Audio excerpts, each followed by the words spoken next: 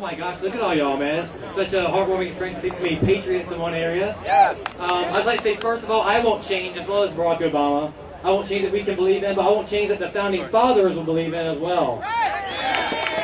So few of our fellow Americans seem to understand the dangers that we face, and we must take it upon ourselves to sound the alarm and right the course of this great nation. This country was born in defiance of tyranny. That struggle created a nation which cherished its liberty above all, for they understood that without freedom you have nothing. It's up to us to turn the ship around and go back to a small government, constitutional system again. Against the advice of the founders, we the people became less vigilant.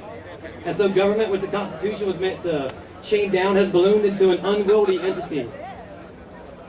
It's time that it's our duty as members of the Second American Revolution, the Ron Paul Revolution, to take up the fight for liberty again.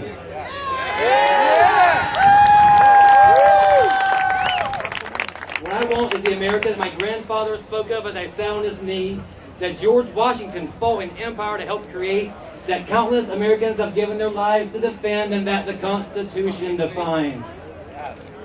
We all know what that America is. It's ingrained into our very souls. It harkens to us from the dawn of this great nation in the words of the founders. It's a nation where we do not have to work half the year just to pay the government. It's a nation where government is small and liberty is cherished. These ideas are eternal. They are natural. They are America.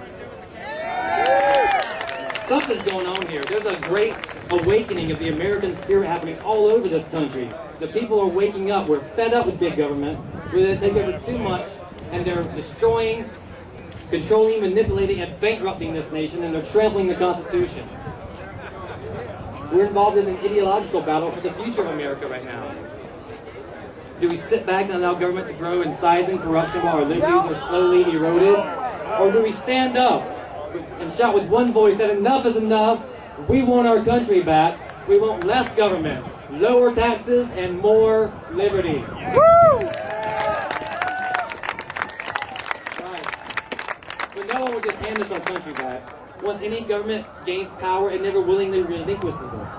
In this manner, government takes power from the people, eventually from whom its power is derived. Eventually, government has all the power, the people have none, which is the very definition of totalitarianism. We are subject to an unconstitutional IRS. This entity robs us of our wealth. 100% of the income tax we pay goes to the Federal Reserve. It's time that we end the IRS. Let's abolish the IRS. Starting today, let's start the movement. Let's continue the fight. We're also subject to an unconstitutional Federal Reserve. The Federal Reserve was enacted in 1913. Since then, the dollars were 4 cents to the dollar then. They are unelected, secretive people. We need to get rid of the Federal Reserve. They are the cause of, not the solution to, all of our nation's economic problems right now.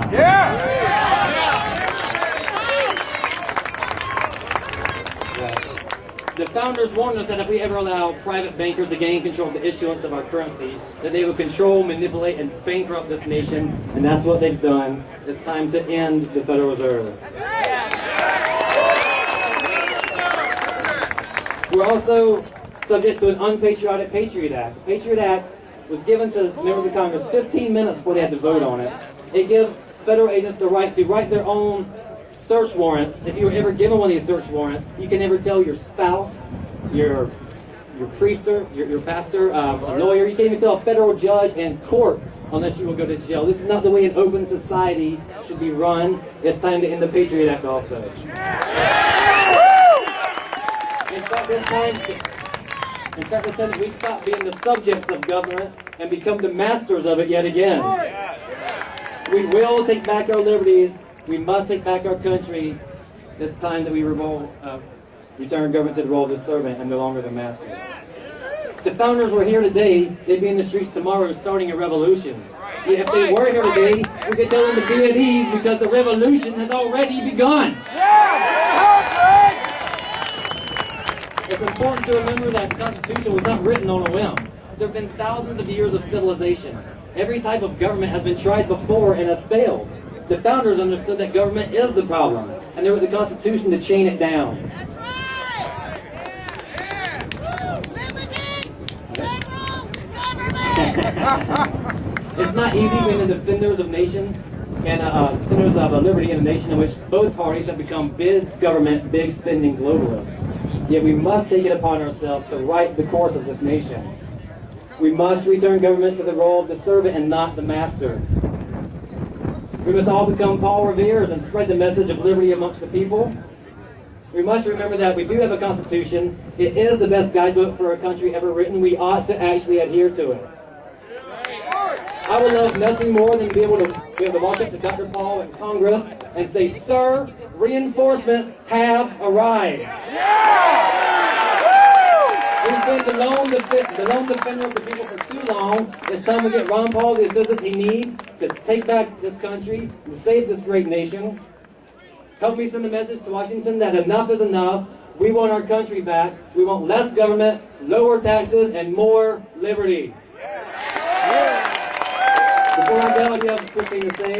I'm running for Congress in Florida, in Orlando, District 8. We are running against a neocon who's out of favor. There's 2 other neocons running against him, so we don't look like the evil Ron Paul person against the Republican Party. But we are coming up on a deadline, May 2nd. We have to get $10,000 to get on the ballot. Please donate. Even $10 helps. Get your friends to donate. Get your local meetup groups to help us as well. And stay involved in the movement. Keep fighting. I encourage all of you to run for office. We need 435 people running for Congress in 2010. Thank you very much. God bless you all, and God bless the United States of America. Thank you. GregLewisForCongress.com. Your website. Oh, okay. That's Greg Lewis. You asked for the website. GregLewisForCongress.com. All right.